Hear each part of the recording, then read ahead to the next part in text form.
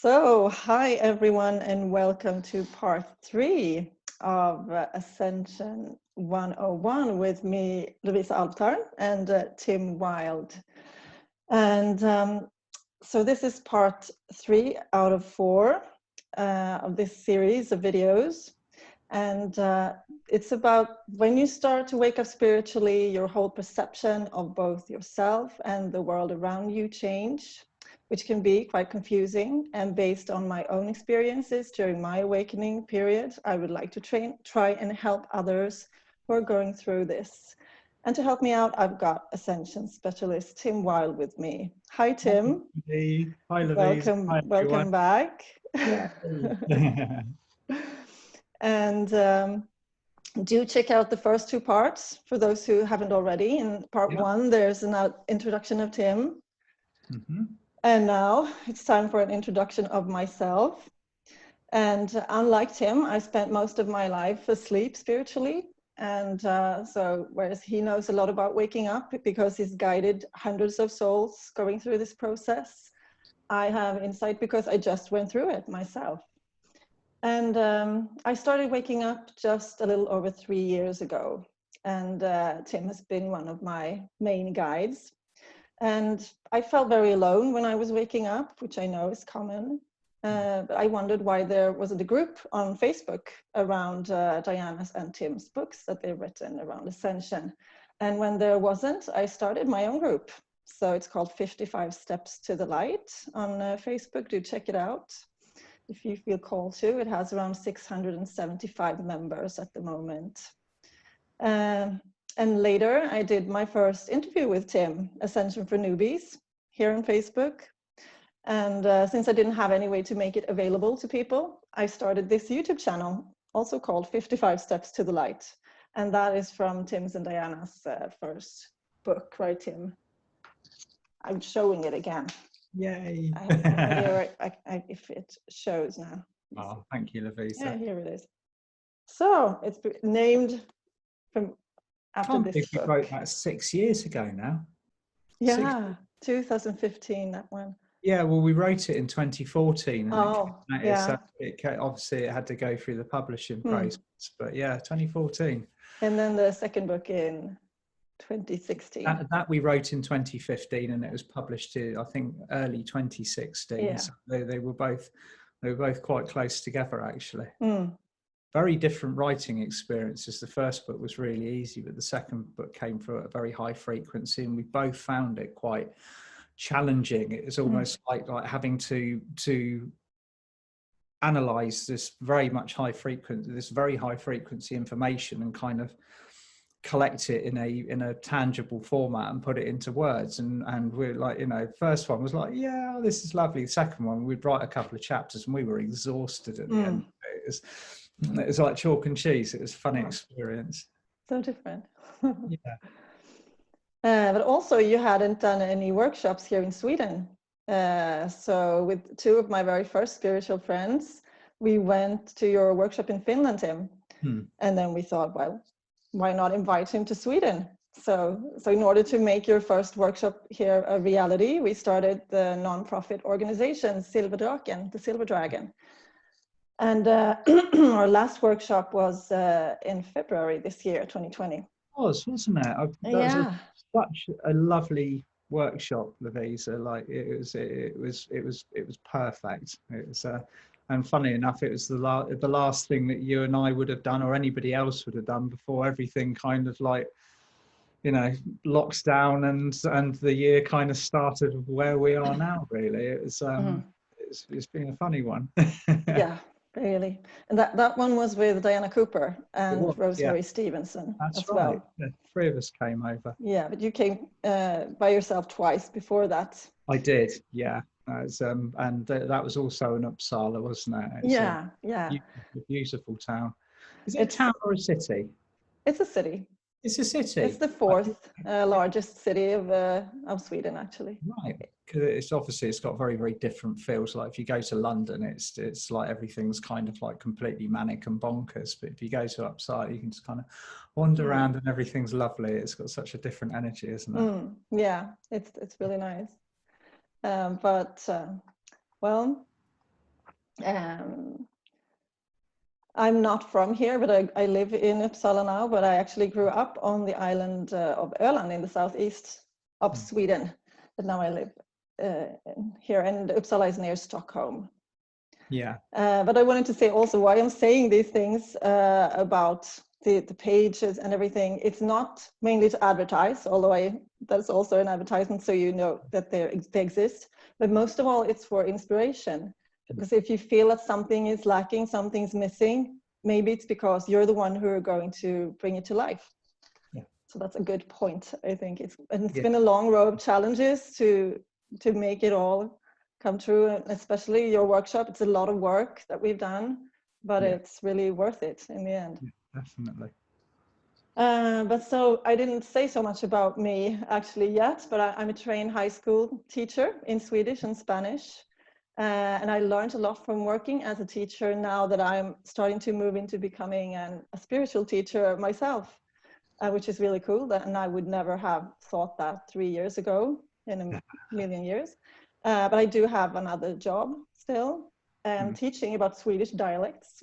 But I've started with private sessions and group workshop over the internet, over Zoom, both by myself and together with other amazing souls that I've connected with.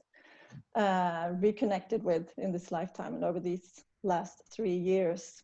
Yeah. So that's an amazing journey. And I'm just about to start my own business, Solamar, and work part-time with that to start with. Good. So, good. Incredible progress. It's funny because you know, from my perspective, I knew you were going to be a teacher, but you didn't know you were going to be a teacher. It's a transition from one teacher to another, isn't it? I remember, you asked me what I work with, and I said I'm a teacher, and you're like, oh. Oh, really? Yeah, but not quite the teaching you think you're going to be doing. You know what I mean? So it's always. I've seen the process happen many times where I'm communicating with someone that I know is going to be a teacher, and it's just like the resistance level is so high. Like, me, no, I couldn't possibly do that. It's like, yes, you can, and you're going to have to. I still don't know exactly what I'm going to teach. No. The majority of people don't, and the majority of people listening to this will be thinking like, oh, like, how could I possibly do this? What have I got to teach? What have I got to bring to the table? But you will be. At some point on, it doesn't necessarily have to be in the category that I'm doing it or the journey that you've been through, Lovisa, because your journey has been very specific, and it's the speed in which you've like I said in the other video, the speed in which you've done that transition and put yourself in the role of teacher is quite it's amazing to have stepped up in that short space of time. And people are going to find themselves in even more pressurized situations now because the world is so different than it was 3 years ago. All of a sudden our teaching roles are simply by example, just being who we are. And hey, I'm off the light, I know this, and there's people around me that need help. It's a natural instinct. It's not so much like, hey, I'm going to go out and be a teacher. We're just doing it. We're doing it by shining our light, being an example to others. And that's where we are at the moment. It's an interesting place. But I do really encourage all of you watching to go for your dream and dare to dream in the first place, and then dare to believe that your dream can come true. That's very important, because again, that kind of like it slots very neatly into the process of positive creation, manifestation. Like, never underestimate what you're capable of. Never underestimate who you actually really are. It's I mean, if we're going to go straight into the kind of the energies and the kind of like, where we come from and what we're doing here, every single soul on this planet, and I mean every single soul that's incarnated here, all 7.7 billion, all of us have had to have gone through a very rigorous training program before we come to Earth. We'll have signed our soul agreements, and it is a prerequisite to have come from at least a 7th dimensional frequency before we actually even qualify for Earth School. So if you're looking at, I always, it's always good to remind, because especially with what's going on at the moment, with all of, with everything sort of seemingly unraveling, and people are doing this and they're doing that, and like, oh my God, what are the politicians doing now? Like they seem to have they've gone completely bonkers kind of thing. What we need, it's a good reminder to actually sit back and go, these are high frequency souls. They're just acting out a role, and they've had their memories taken away from them, and they've got to go through the gateway. They've got to wake up. So it's, I'm human. I have to remind myself occasionally, especially in the climate that's going on at the moment, exactly, what we are, a planet full of high frequency souls in various states of reclaiming our wisdom again. Everyone's a teacher. Sorry. Everybody is a teacher on some level, regardless of what you're learning from. I'm sure that some of you watching are hesitating, just like I did, but because maybe you don't know yet what your role is or what your dream really is, at least not in detail. But I say, don't underestimate the power of taking the first step in the right direction either, because that shows your intention. Yeah. And the intention is very important, right? It is. Setting your it goes intention, manifestation, and then you have the physical creation. So the intention is the first part of it. The intention is the thought that creates the connection to your manifestation. So it's once you intend to do something, intention is one of the pillars of the law of one. It's a very, very powerful. It's a very powerful aspect of our life. You can intend to do anything. I'm going to intend to make a cup of coffee now, so off I'll go, and I'll toddle off to the kettle and I'll make myself a cup of coffee. Or I can intend to grab a crystal and anchor a pillar of light in somewhere on the planet. Intention is everything. Intention can be getting in your car and going and filling it up with petrol, or your intention can be to go and drive to see somebody. It's everything we do, basically. Start of the process.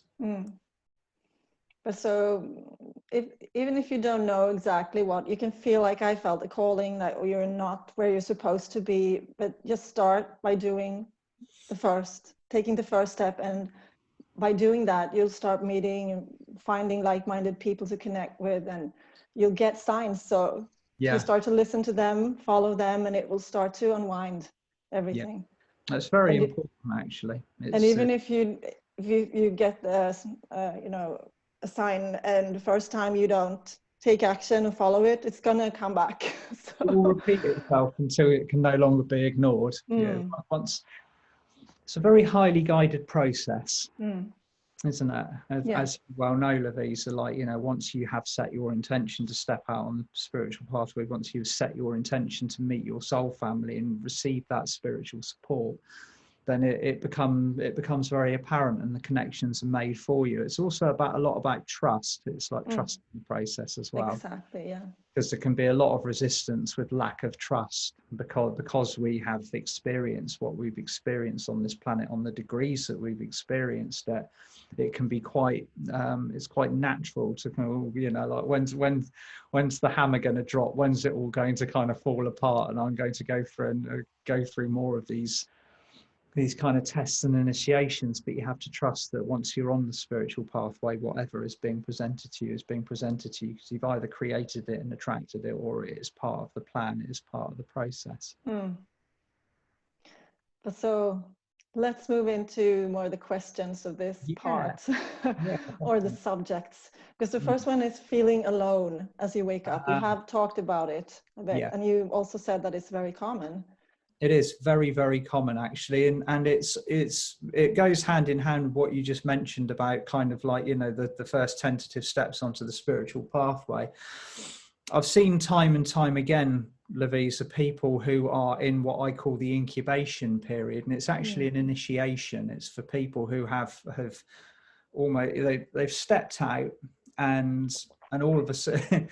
In some ways it can be quite a brutal process, because once you raise your frequency, your world changes. It completely changes. And the first phase of that is where our frequency doesn't rise steadily anymore. The jump is dramatic, and this is happening. This is the same for everybody out there at the moment, but having intention for the spiritual pathway sets a very unique set of circumstances in motion. And the first thing that will happen is that anybody who is in your life who is out of alignment with your vibration, your spiritual pathway, will drop away. And that includes friends, families, siblings, partners, jobs, all of the things that you can't take with you if you are going to be on this spiritual pathway will drop away. And all of a sudden you've got you. Like, where's everyone gone? You know, and there can be an incredible amount of rejection involved with this, because people will be like, well, what have I done? I'm a good person. I'm raising my light. I'm on, you know, most of the time you will have done absolutely nothing wrong, but the vibration mismatch is what will create this dropping away. It can create anger in those around you. Yeah, of course. Absolutely, yeah. Anger, rejection, all of these feelings, they're very, very common. They're very natural.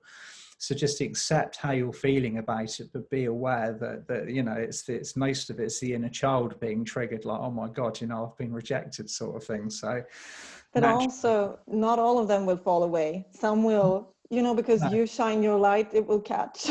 It will catch, and they will also, it will affect them, and that could be, you know, part of their process. A lot of the people that you've incarnated with will be along for the ride with you. Okay, so your family, despite the fact that they might initially, I'm only using this as an example because I've seen it happening so many times, is the fact that initially people might move away from you if the change is dramatic. Some wake-up processes can be subtle. Other people can, like, literally they're one person one day and the next day they wake up and they've utterly changed. If you think about it, that can be quite, it can be quite disconcerting for people around you. The person that they knew has altered, they've changed. Their perception is it might not be a very good way, but on the other hand, it might be, oh wow, you know, okay, they're moving into alignment. So it can vary. But if you were originally surrounded by a lot of people who are of a low vibration, and I'm not saying this because, you know, low vibration, bad, good vibration, good. I'm just saying simply this is how energy works. People who are not of your vibration, if they're not going to come with you, they will drop away. That's the way it works.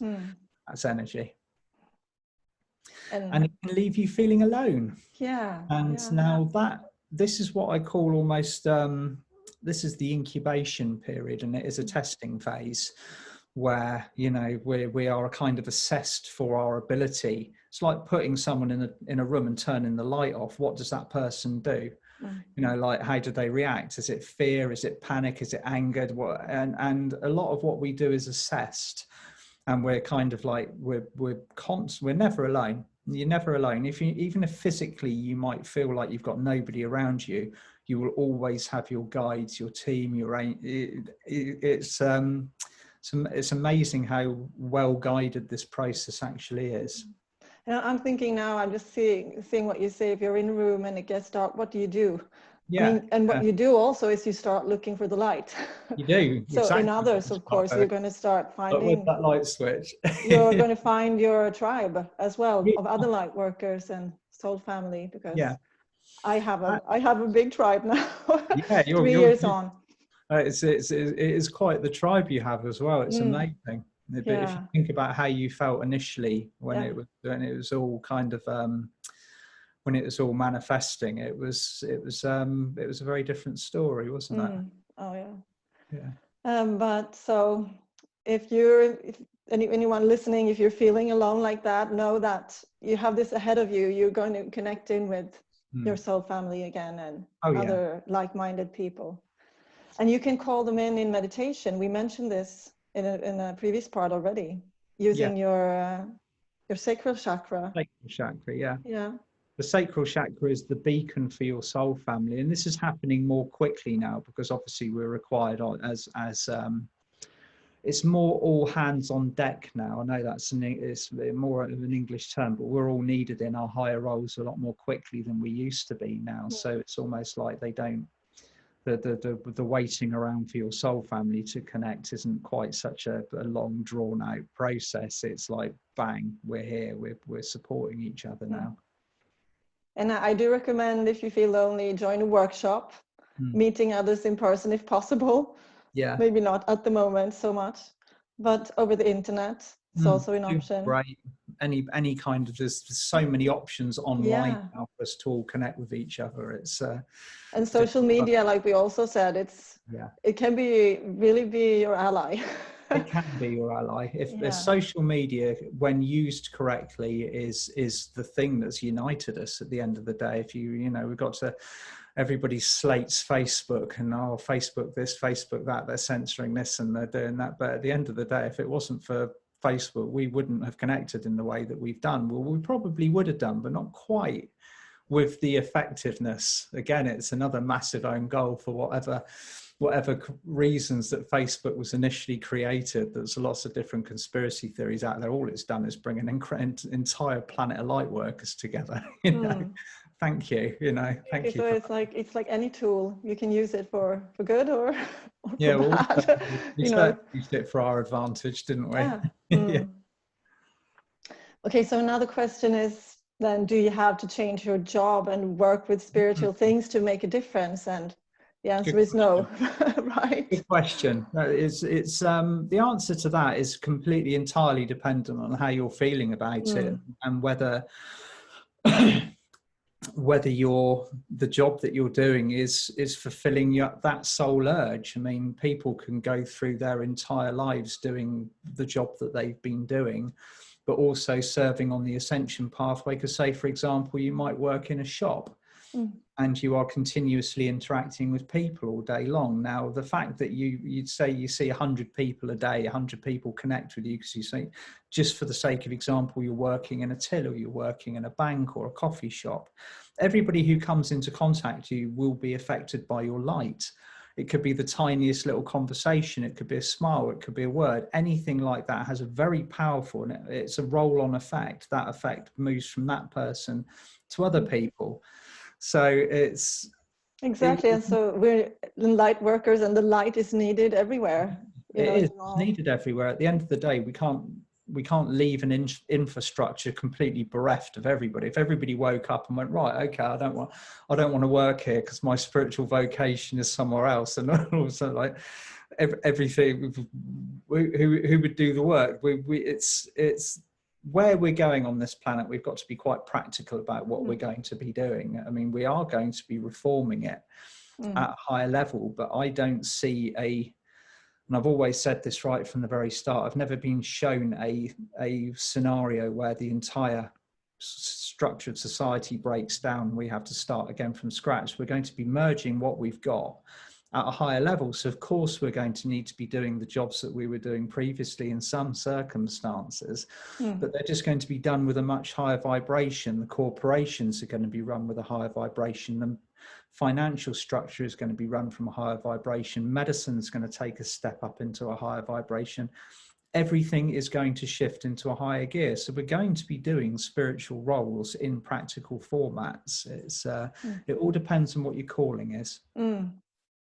So, I mean, if you feel called to change your profession, but it's not clear to you what you will actually do, which your personal gifts are or your strengths, just relax, because that will come also with time. It's one thing that is, I think it was Diana Cooper that said it earlier on in this year, most of us are exactly where we need to be at the moment. And if you can feel yourself being very, very pushed, or your circumstances change suddenly, go with it, because that is kind of, the energy is supporting movement. So if there's no movement and you're kind of getting frustrated, then maybe look at the reasons why that frustration is starting to build. And if you want change, you call in change and you wait for the universe to present it to you. It's kind of how it's working.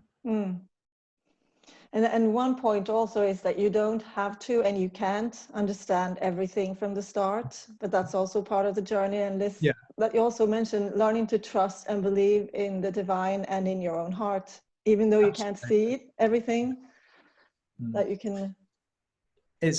I can remember it well myself, wanting to know absolutely everything from the second I started out on this pathway. I just wanted all the answers. I wanted to know this, that, you know, just everything all at once. And sometimes that's just not practical. So it's you will generally receive what you need to know on a need to know basis. It's you can only take in so much.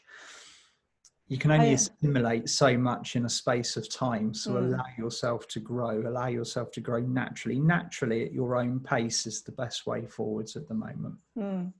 I tend to also analyze a lot. I use my head, analyze, but to also learn to let your heart lead and listen to what your heart says. And there might be a lot going through your head if you're just waking up and you're trying to make sense of everything, and you know, don't overdo Sometimes it either. You can't make sense of it, and that's all there is to it. You know, it's and it's not necessarily that someone's going to give you the answer. You've just got to kind of roll with it and trust, really. And And another question then, what is ascension really? Because that word to me, I didn't understand the word, since I'm Swedish, and what's this word? And if I just looked up the translation, the only thing I would read about was Jesus dying and ascending to heaven.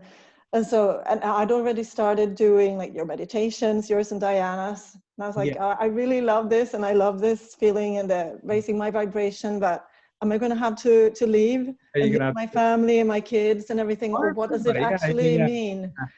But it's that's what it kind of meant in 3D.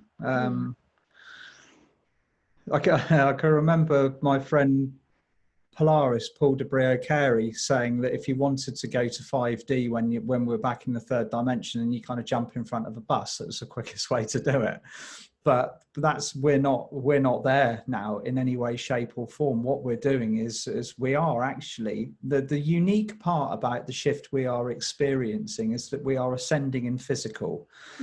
And this is what makes this, it's probably quite an out there concept for people that are just beginning to hear now, but I am going to put it out there. It's the fact that the shift that we are doing on planet Earth at the moment is actually, it's unique. It's never been done before in the history of the universe. Usually a transition from a third dimensional vibration where we were to a fifth dimensional vibration happens over hundreds of years. We're doing it in 18. And so it's a little bit of it. It's a bit of an experiment because a roller coaster ride. Get on the roller coaster ride. But this is why there is such an incredible team of very, very talented light workers down here doing this job, and it's why it also looks so chaotic. You know, we've got this 18-year window from 2012 to 2032, and that's the window in which we get the job done. By 2032, we've changed the frequency of ourselves and this planet until it is predominantly fifth dimensional. Now, if you want to know what my definition of ascension is, it's changing your vibration from ego to heart. It is simply a transitional shift from one way of being to another. But that way of being, that transition, is massive. It's, you know, there's no flippancy in moving from the ego to the heart. It is the most challenging transformation anybody on the ascension pathway will go through. It starts with the dark night of the soul, where everything everything kind of goes into meltdown. But the level of that meltdown will be completely dependent on the level of resistance that you have to the process. So, you know, if your dark night of the soul, if you've identified it already, you might have had it already, you might be going through it, whatever kind of thing, the level of the intensity with which you experience will be entirely down to what you have chosen and the level of resistance to that shift that you had in the first place. So shifting from the ego to the heart is massive, because it changes every single thing in your life and the life of the structure of the planet, because the planet has been it's been run by ego for thousands and thousands and thousands of years. Everything that we see and connect with or have connected with in our lives so far has been built on an ego structure. And that's not necessarily all a bad thing, because it's been very beneficial. But if you look at the substructures of societies throughout the ages, generally speaking, they could have done with a little bit of tweaking up and bringing into a higher vibration. It's been a dense and intense place to live. Now, so if you take that and you remove the blueprint and you replace it with a heart-based one, everything has to change. This is what I was saying about the I might have mentioned previously about everything that we have now being moved into a higher frequency, the banking systems, the medical system, the teaching system, the political, everything. Everything has got to move into a heart-based consciousness rather than an ego-based consciousness, or it's simply not going to survive. It's not going to make the jump. So Ascension is moving from a limited, dense perspective into a much bigger heart-based perspective, and everybody operating from love rather from ego. That's what it's all about at the end of the day. And you're also we're talking about walking mastery. Yeah. That's a part of the title of your second book too, isn't it? Walking mastery essentially just means, but yeah, I know I'm not simplifying the process, because the actual process is quite intense. I've been through years and years of training with it myself. But a walking master is a master presented in physical form who's walking the talk at the end of the day. Somebody who does what they say does what they say they do, and that all comes into authenticity as well. You know, are you for years and years and years, our spiritual process was very much about, we'd all kind of gather together on a Saturday or Sunday. We'd have our workshops together in our quiet private space, and we'd talk about dragons, we talk about angels, we talk about all the out there things that aren't really socially acceptable. Then on Monday, we'd go back to the drudgery of our normal lives, and you know, we pretend we'd be somebody else. And that, to me, that's not the definition of mastery. Mastery is taking who you are on a spiritual level, every single aspect of you, and that's what you present to the world. You walk, you talk. You know, and it's very, very different out there now, because there are a lot of people that have embodied that role naturally because of the shifting energies. And it's almost like they haven't kind of woken up in the morning and looked at, oh, right, okay, it's the 1st of August tomorrow, I better start walking my mastery. It's happened on a natural level. We've been called into our roles. We're doing different jobs. The planetary energy's changed.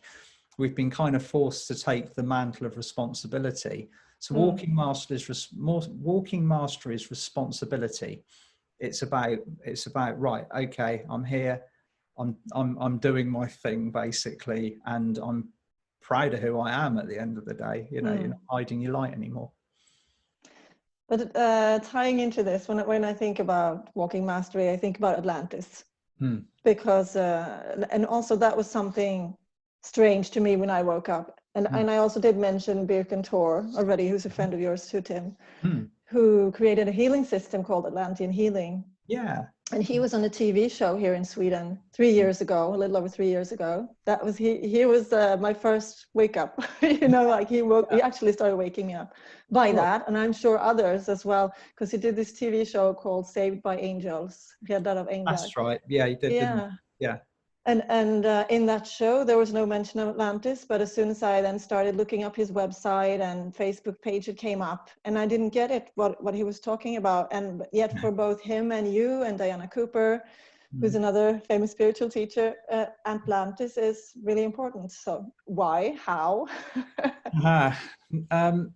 Basically, the blueprint that we're moving into for the future on this world, everything that we are embodying for the shift and the way of life that we are going to be living is Atlantean.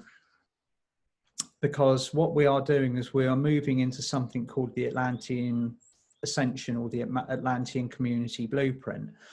We're not blindly going into a planetary shift with no idea of where we're going. That was never the plan. This is an orchestrated, organized, clinically planned shift. And everything that is occurring around us is happening because it has been orchestrated to be so. And Atlantis, I mean, Atlantis is a colossal subject. Yeah. For those of you that are kind of unaware of it, it existed for 260,000 years as a continent in the middle of the Atlantic Ocean, and it was designed as an experiment. Now, the experiment was to place a group of souls, or 144,000 to begin with, on the continent of Atlantis, and give them tools and spiritual gifts and expect them to survive and build a society, which they did. But it was done under the circumstances where they had no contact with the outside world. This was an experiment. It was the whole purpose of that experiment was to see if, with or without help, human beings in physical form could assimilate and hold a fifth dimensional frequency, an ascension frequency in physical, and maintain it. Now, that might in itself sound like, you know, oh, that doesn't sound too bad. But in actual fact, what you have to remember is that, you know, when this began 260,000 years ago, the Earth was densely 3D. It was a it was a solid mass of 3D energy, and building anything on top of that had to be worked very, very hard. Now, Atlantis rose and fell 4 times. The experiments weren't successful.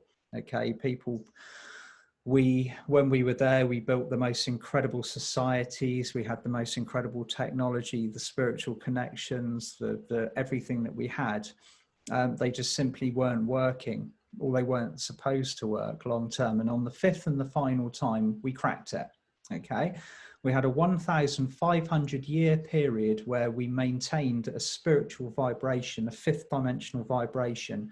We lived in total harmony with each other. We lived from the hearts, and we lived from the heart with each other, the land, the animals, everything. And the technology was super high, almost like, you know, if you look at what we were using back then, it would be Star Trek stuff. And we did this, and we stored the information, we recorded the information, we mapped it, we created a blueprint. Now, at the end of that 1,500 year period, someone turned the light off and the energy devolved. Now, this was incredibly traumatizing for the people like myself, and for you as well, Lovisa, and thousands of others that might hear this, because the experiment had to be scrapped. Atlantis couldn't continue the way that it was. It wasn't designed to continue like that into the era that we are in now. We had to, or Earth had to go through, or humanity had to go through a 10,000 year period where we explored the densest of the energies in 3D. So Atlantis sank, and it sank because somebody used what we had for the wrong purposes. Again, this is all orchestrated. It all happened for a reason.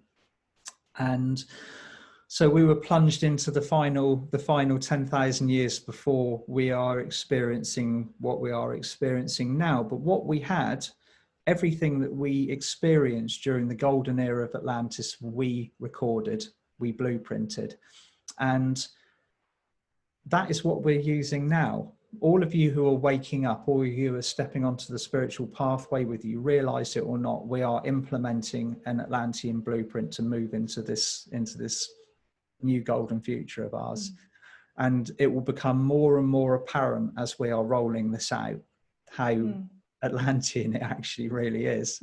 Everything that we're going to be using, right from you know, personal healing to advanced technology, and our structure and our way of life will be based on what we created in Atlantean times. So that's it.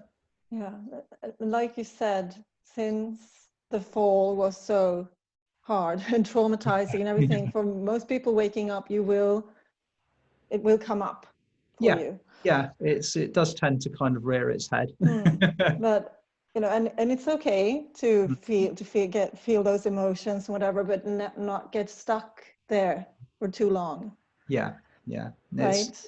And even if we might have karma tied into the fall, but even if you do, you don't have to. Doesn't mean you have to remember all the details or anything. as you can still, you can let it go. For me, I feel the emotion of it.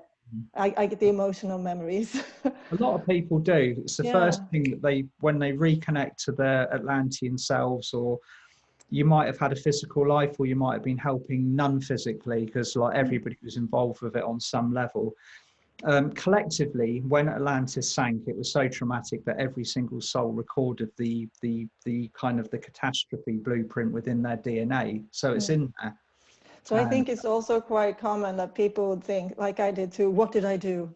Like, exactly. What did I do? Did I cause it? What did I do? People that have said to me, "Oh, I've been told that I was responsible for the fall of Atlantis." No, you weren't. You know what I mean? It's that it. You might have been there at the fall. You might have had something to do with it, but it was a collective responsibility, and it was a decision made by the Intergalactic Council. At the end of the day, we were just carrying out what we were implementing on Earth at the time. It's nobody.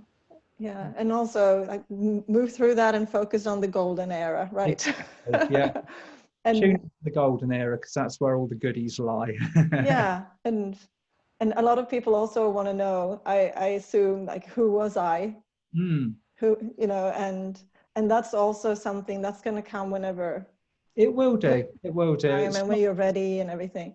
It's not necessarily hugely important to know who you were at the time. It's more who you are now that's important. But if who you were at those times is supportive for what you are moving into now, then you will find out.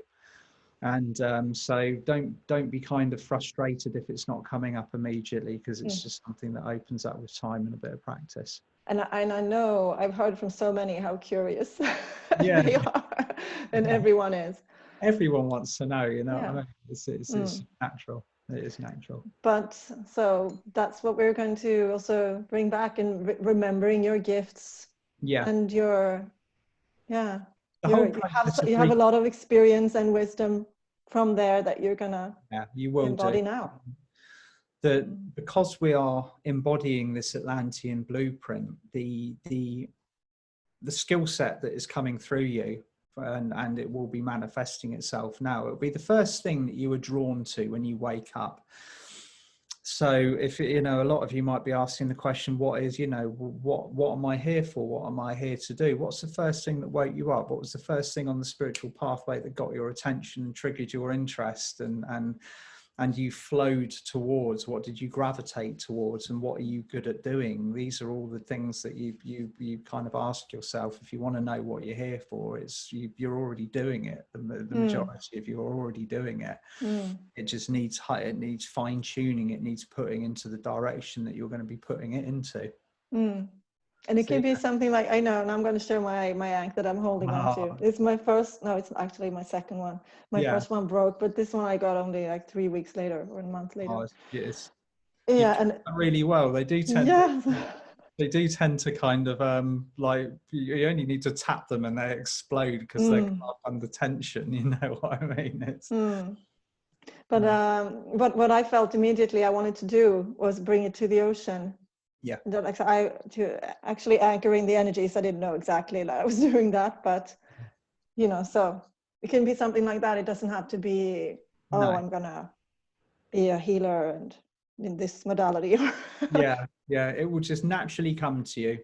Don't let it's very human to want to know what you were or what you are doing, or the majority of you will already be doing it. It's if you're on the spiritual pathway, you will have something which you've already gravitated towards to sort of like work with what you have, not with what you don't have. If you see what I mean. But actually, let's conclude this third part of the series by actually talking about what is this symbol. Now I'm shown it, and we've talked about the ankh, right? Yeah, that symbol is, again, it's Atlantean. The symbol of the ankh derives from the fifth dimensional heart center that the Atlanteans were working with. So it was honored and revered during Atlantean times. Now I know the majority of people go, it's an Egyptian ankh, where the Egyptians adopted it from the Atlanteans when the Atlanteans went to Egypt at the fall of Atlantis. So it's kind of a hand-me-down. It's a hand-me-down symbol. And a lot of people associate another kind of misconception, or more of a third dimensional conception, is that the ankh is associated with the sacral chakra. It's not. It's the symbol of the heart center. It's the key. So you've got my mind's made out of smoky quartz. It's the key to the heart center. So that's a very dark smoky quartz. It is. This. I brought this to Sweden with me, but I kept it out of the way because I know I have a tendency to kick crystals on the stage by mistake, and so I kept it. I kept it out of the way. But the symbol is it represents the key to the heart center. So once the key to the heart has turned, the heart opens. And that's how the Atlanteans used the ankh. It is a very powerful tool to keep your heart center open. Just the very symbol of it alone. Say if you're wearing it on a chain, if you've got. I have another one. I don't know if it shows. Yeah. This I always wear it. It's if you've got, even if it's a metal one, if it's a symbol, or it's on a t-shirt, or if you have that symbol with you all around you, your heart center will be. It pushes, but it also keeps the heart center stable. It keeps the heart very open. There's a constant flow of light. It's the symbol of the ankh magnifies everything, and so it's incredibly powerful. It is very, very powerful. This is what drew me in. That's also how I found you, because Birk and Tor had some of your crystals, and you do sell them. So I got this from you. So if people are wondering, where can I get one? If you go to Tim Wild, Crystals and Skulls, Tim Wild. That's the Facebook page. It's run by my wife, and we sell them on there along with other goodies as well. And mine is citrine. It looks almost, it's so clear, it looks very clear, but very clear. Yeah, it's a good one. Yeah. Well, so let's say thank you for this talk, but thank you so much, Tim, and everyone watching. Yeah, and thank you. Lots of love to you all. Hope you enjoyed the questions, and it answered what may be coming up for you at the moment. And see you in part 4. See you for the next one. Bye. Bye.